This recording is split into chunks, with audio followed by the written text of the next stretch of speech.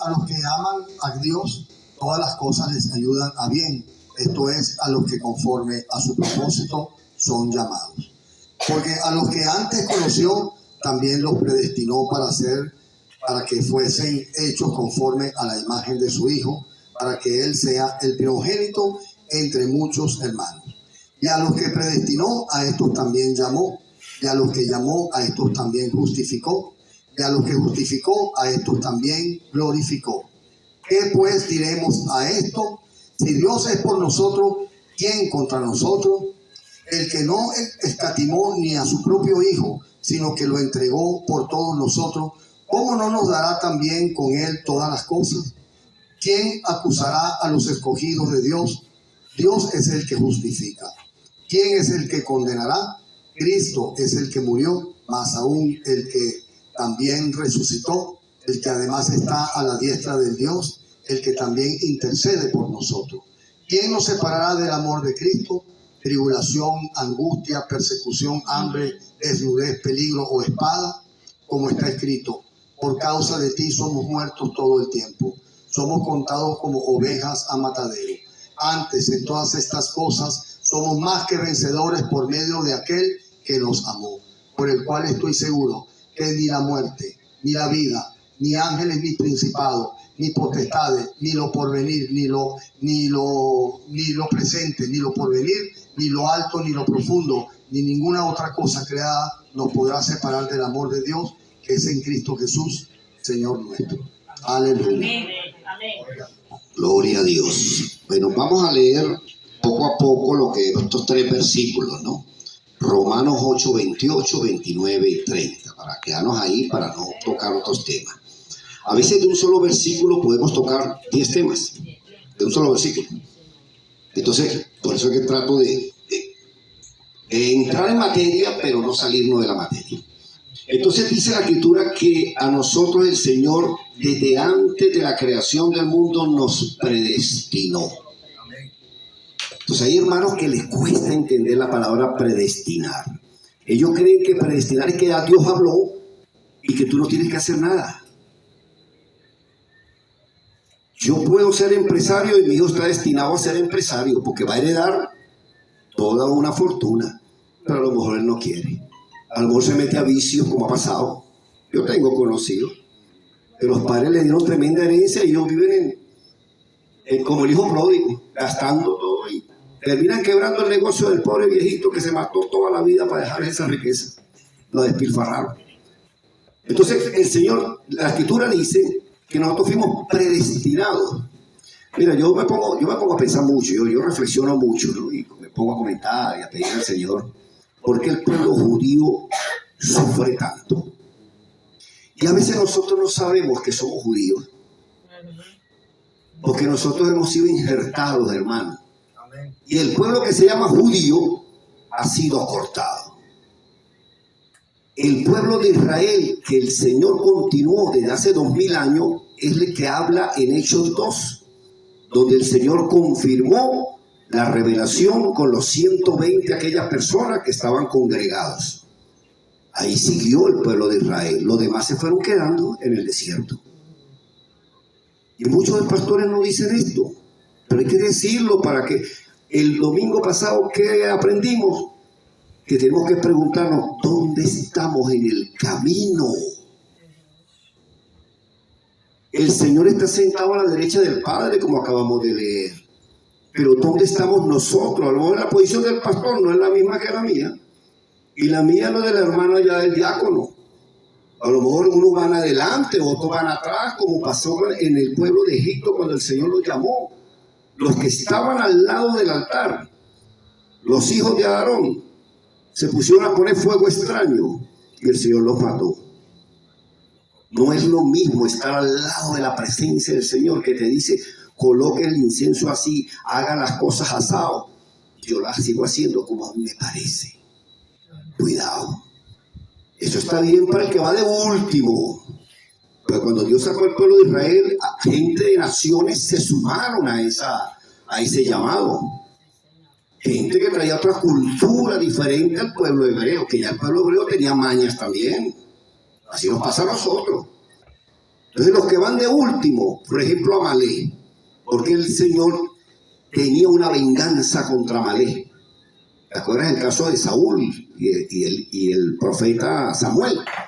Bueno, Saúl le perdonó la vida al rey Amalek, al rey de Amalek. No lo mató. Y el problema es que Amalek mató y asesinó a los últimos que iban del pueblo de Israel. Los enfermos, los cansados, los ancianos. Él los atacó por la retaguardia y mató a los que iban de último. Entonces volvemos al tema, los que van de primero y los que van de último. De ese grupo iban 700,000 hombres, no sé cuántas personas, porque hay mujeres y niños. Así pasa con nosotros. Hay gente que es santa y gente que todavía es llamada. Cristo es el camino. Él salió de Egipto igualmente, pero está sentado a la derecha del Padre y quiere vernos con nosotros allá. Él quiere vernos. Nos está esperando en la boda del Cordero. Pero tenemos que preguntarnos dónde estamos en el camino. Todavía estamos en Egipto, pero es necesario que salga de Egipto. ¿Qué es Egipto? Ignorancia, vicios, chismes, complejos. Me miraron, no me miraron. Es difícil tenerlos contentos. Son los hermanos que vienen saltando de iglesia porque, oye, es que está lleno de hipócritas. En el trabajo también hay hipócritas y tú no renuncias. Estás ahí con los hipócritas trabajando. Pero trabaje también en la obra y dedíquese a representar a Cristo de la mejor manera posible, en vez de estar criticando y criticando al hermano que se para acá, que no trae corbata, que no se quema. Entonces, bueno, hermanos, Él nos predestinó, nos escogió como a los judíos. Nosotros somos los judíos hoy en día, el pueblo hebreo, el pueblo de Israel. Hemos sido injertados en la rica savia que viene de hace, no 2000 años, siglos atrás. Estamos hablando de Abraham. Abraham también fue llamado, siendo que incircunciso. El pueblo de Ur.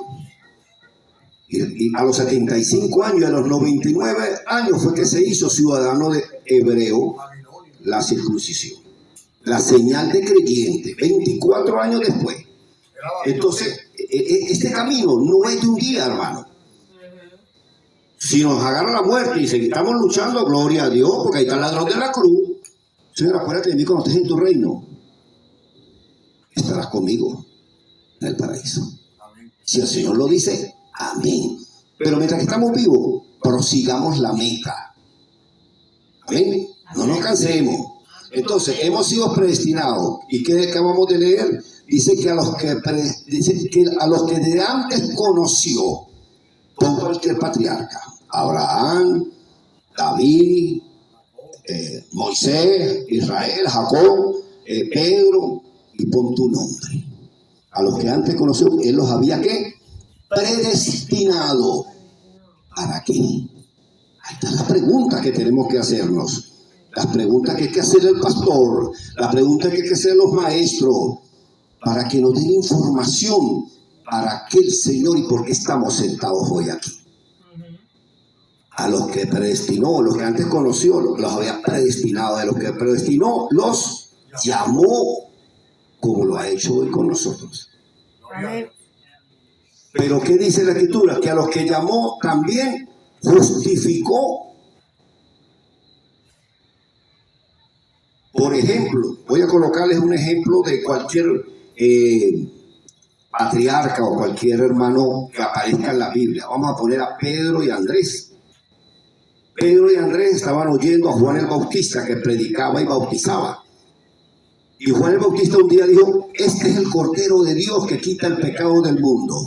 ¿Quién es ese?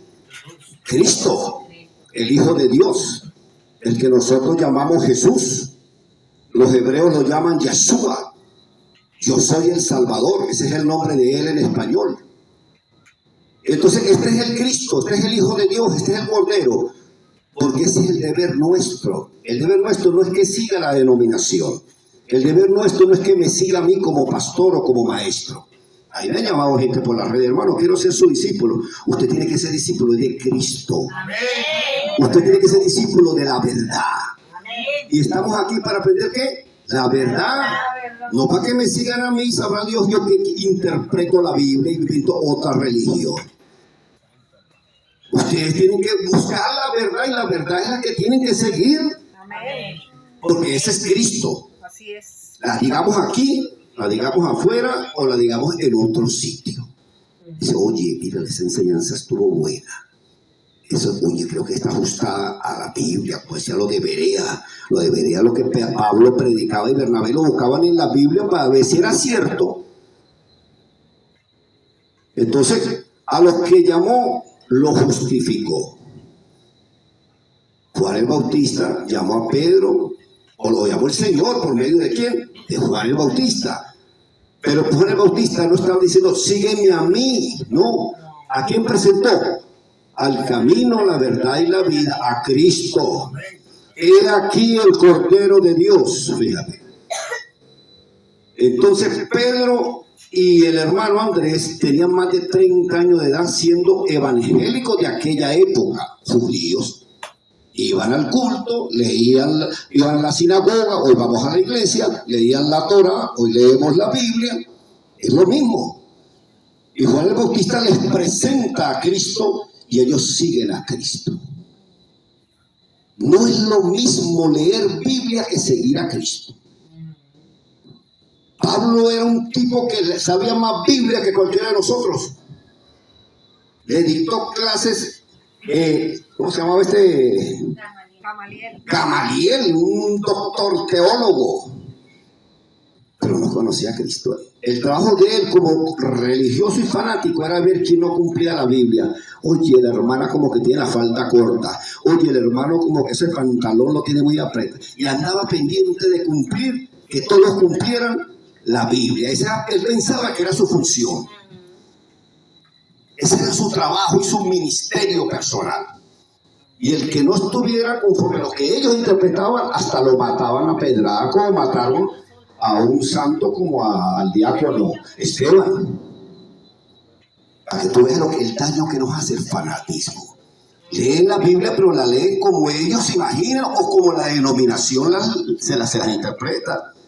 Porque el Señor, que le decía a la denominación a la cual pertenecía a Saulo, en hebreo es fariseo y en español significa los escogidos de Dios. Imagínate el nombre de esa iglesia, bella. ¿Usted quiere ser escogido de Dios? Pasa para acá para que sea fariseo. Hoy en día nadie quiere ser fariseo, pero ese es el significado. Y un nombre hermoso, todo el mundo quería ser escogido de Dios, hacía cola para entrar a esa iglesia. Pero fíjate que él no conocía a Cristo. Por eso es que la Escritura dice, hay tres que dan testimonio cuando uno predica. La Biblia, a ver si es verdad, la misericordia y la gracia que el Señor tuvo contigo. Amén, amén. Y de eso es que tienes que hablar, no estar pendiente de ver a quién, tú sabes, le falta algo según tus ojos. Deja de que cada quien corra su camino. Y eso es lo que estamos enseñando hoy. Corramos. Y la presencia del Señor que esté ahí con su espíritu. Así es, así es. Si hace prodigio y milagro, mejor aún. Gloria a Dios, porque cada vez está más cerca ya a la diestra del Señor. Amén, amén. Entonces, Pedro y Andrés siguieron a quién? A Cristo. Y Cristo andaba, mira, la Escritura dice, entró Cristo a enseñar en la sinagoga de ellos. ¿Sabes lo que dice eso, hermano? ¿Por qué el Espíritu Santo pone eso? Porque a veces hay denominaciones donde Cristo no tiene entrada. Cristo es el pastor, el fundador, el dueño de la iglesia y no Cristo. Por eso hay que tener cuidado. Cuando tenemos esos ministerios, tenemos que cuidar que nosotros mismos no nos desviemos, hermano, ¿de qué? Del camino, de la verdad, y Cristo nos está esperando. Pero los fariseos recorrían mar y tierra para buscar un prosélito, un seguidor, un discípulo. ¿Y en qué lo convertían? Doblemente hijo de condenación. Qué triste es trabajar en la obra para hacer un trabajo tan funesto. Pues cuidado. Volvemos al tema. Fuimos a los que antes conoció, también que los predestinó. Y a los que predestinó, también los llamó. Y cuando Cristo encuentra a cualquiera, el requisito para seguir a Cristo, fíjate, es llevar una cruz. Porque la Biblia no te salva. El que lee Biblia y la practica se va a dar cuenta que necesita un Salvador. Porque la Biblia te dice no mientas. Y tú cada vez que mientes dices, volví a mentir. Volví a mentir. Volví a mentir. Entonces la Biblia en vez de darte vida te está diciendo que estás muerto en delitos y pecados.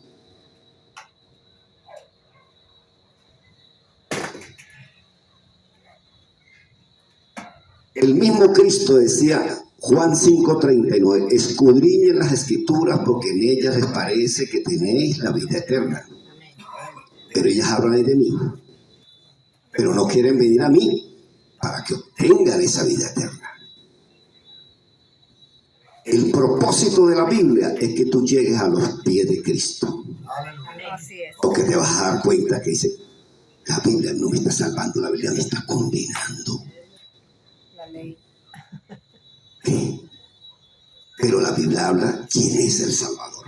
Aleluya. Habla del Hijo de Dios y del Redentor. Gloria a Dios. Entonces, fíjate cómo vamos por partes, ¿no? Estamos empatando la enseñanza del domingo anterior y la de hoy, porque están relacionadas. Es un camino, es un mapa, es un inicio y Dios y Cristo nos está esperando. Vamos a ver en qué parte del camino estamos. Porque si Dios, Andrés y Pedro hubiesen muerto en la época en que Juan el Bautista no los hubiese llamado, ellos mueren como judíos, ¿me explico? Pero no hubieran aceptado ¿a quién? A Cristo. Entonces, cuando uno, hay versículos tan tremendos en la Biblia que lo ponen a uno a pensar. Hay una parte donde dice que Cristo le dice a los apóstoles, no le estén diciendo que yo soy el Mesías. ¿Ha leído eso, hermano? Eso le impacta a uno. Dice, bueno, pero nosotros estamos anunciando a Cristo y él dice que no le diga. Cristo es una necesidad, hermano. Cristo es, mira, el pecado es tan horrible que yo le quiero poner el ejemplo del drogadicto para ver si entendemos. Porque a lo mejor aquí no hay ningún drogadicto, pero el que ha sido drogadicto sabe lo que cuesta salir de esa atadura. Porque todo el mundo la ve, él la siente y siente la abstinencia. Yo los he visto, es terrible, eso convulsionan. Porque necesitan el vicio. Bueno, así somos nosotros cuando somos cobardes, cuando somos hipócritas, cuando somos avaros, mentirosos. Nosotros debemos tener la misma abstinencia, porque son vicios. Que no, nadie lo ve es otro tema. Pero nosotros debemos tener el mismo coraje y la valentía que tiene un vicioso para salir de esa esclavitud del pecado. Resístale al diablo y él huirá de vosotros. Tenemos que resistirle para no ser cobardes, miserables, avaros, envidiosos. El Señor habló más de la hipocresía que del alcoholismo. El alcoholismo todo el mundo lo ve, lo huele, lo siente. La hipocresía no. El domingo pasado le decía que no venden el hipocómetro en la farmacia para uno me dice la hipocresía, para decir, la tengo alta. Tengo que dejar de aparentar.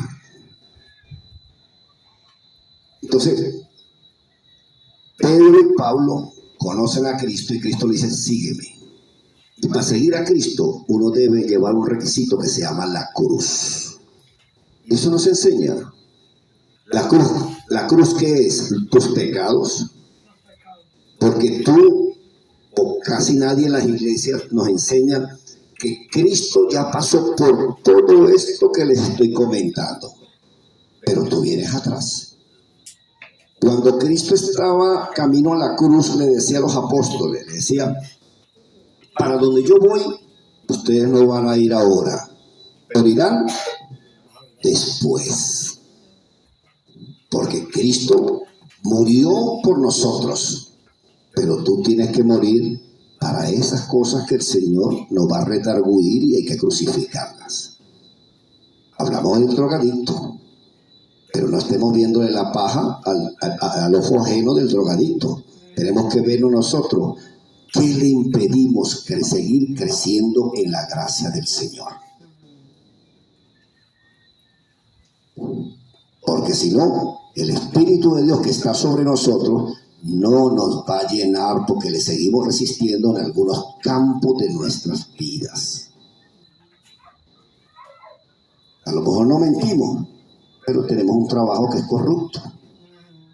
Y si dejo ese trabajo me muero de hambre. Entonces a orar y decir, Señor, ayúdame. No puedo seguir matraqueando, rebuscándome. Pues ya todo está contaminado. Todo este sistema es del enemigo. El mundo entero está bajo el maligno. Y uno se retira ese trabajo, hermano, y va a vivir de la misericordia del Señor. Y eso es terrible. Ay.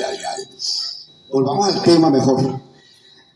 Entonces, a los que conoció, los había predestinado. A los que predestinó, también los llamó. A los que llamó, justificó. Justificar, hermano, es ir a la cruz. A crucificarlo junto con él. Él murió, vamos a suponer que yo haya sido drogadicto. Cristo se hizo pecador. Cristo se hizo piedrero por mí. Y fue y le dolieron los clavos en la cruz para perdonarme y libertarme. Amén. Pero ¿qué me dice a mí, hijo? Deje el vicio, deje la vagabundería. Ese es mi trabajo. Por amor a Él, por sus clavos, por su dolor, yo tengo que dejar la vagabundería, dejar la piedra. Eso es terrible, eso no es fácil, porque tú eres valiente, hermano. Venir a la iglesia es lo más suave, pero ser santo a Cristo le costó su vida y a nosotros nos va a costar dejar esas porquerías, esos vicios que nos siguen atando a este sistema. Pero si morimos con Cristo, si Cristo nos justifica, dice, a los que justificó, santificó. A los apóstoles les dijo, no se vayan de aquí. Yo voy al madero, ¿verdad? Pero no se vayan de aquí hasta que sean ¿qué? Embestidos del poder de lo alto. Y los santificó. A los apóstoles los santificó antes de Hechos 2. Eso está en Juan 21. Cuando se les presentó y lo sopló sobre ellos y dijo, reciban el Espíritu Santo. Y le dio el ministerio que dijo, al que le perdone los pecados le serán perdonados, y a los que no se los perdone no les serán perdonados. Y por todo el mundo y predicar el evangelio, fíjate. Ellos recibieron el Espíritu Santo antes que la iglesia. Ahí los estaba haciendo de nuevo, la nueva criatura. Allá como en Génesis, cuando los creó. Entonces los santificó. Y a los que santificó, en ellos se glorificó. Después fueron haciendo prodigios y milagros. Le falta una pierna, recíbale el nombre de Cristo. Le hacía la pierna a Cristo. El cojo que estaba sentado en la puerta del templo. Y para estuve a contar todos los prodigios que hizo. Resucitó muerto, fíjate. De ese hombre que un día le dijo a Cristo, apártate de mí, porque soy pecador. ¿Sabe que eso lo dijo el apóstol San Pedro? O Cefas. Antes de nacer de nuevo tenía otro nombre. Simón. Cuando hubo la pesca aquella milagrosa, que él estaba desnudo y se le presentó el Señor, dijo, apártate de mí, Señor, porque soy pecador. Un hombre que era más de 30 años evangélico. Un hombre que estaba siendo formado para ocupar el mayor rango del sacerdocio según el orden de Melquisedec, de Cristo. Ya no levítico, había otro orden sacerdotal. Y ese hombre en formación que le dijo al Señor, apártate de mí, porque soy pecador. Entonces mira toda la experiencia que vivieron los patriarcas, hermano, los santos, los hombres de Dios. ¿Ah? Nosotros necesitamos de Cristo. Cristo es todopoderoso, Él no necesita de nosotros. Hay tantos ejemplos como el del rey David. Un día estaba el pueblo de Israel en sus batallas y él estaba de ocioso parado allá en el palacio y se puso a asomarse por ahí y vio una mujer desnuda. Y en un momento el hombre terminó siendo adúltero, homicida, mandó a matar al marido de la mujer. Mira el cuidado que hay que tener, hermanos, porque nuestra tendencia es mala. De continuo y solamente el mal. Por eso es que necesitamos del Señor. Pero el Señor es bueno con sus santos, con sus hombres. Así es. David decía: no quites de mí tu Santo Espíritu, devuélveme el gozo de ser salvo. Ese hombre desayunaba y decía que comía, rellenaba el pan con sus lágrimas. Sentía el dolor del pecado. Se lo carcomía como los huesos, hasta que un profeta le llegó con una parábola. Dijo: ese hombre hay que matarlo. Ese eres tú, mi rey. Tú tenías varias ovejas y no agarraste una.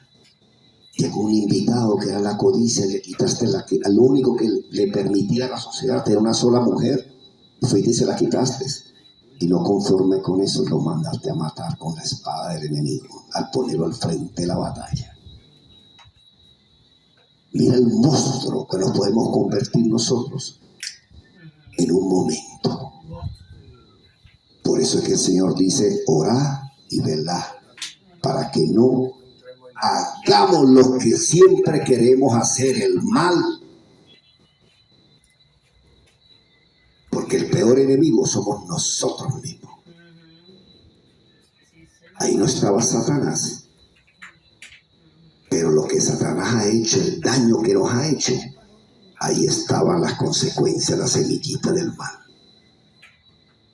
Así que grandes hombres de Dios se convertían en tremendos monstruos. Así de un día para otro se le derrumbaba su vida espiritual. Nosotros no somos la excepción. Todo está escrito para que nosotros nos veamos en esos ejemplos.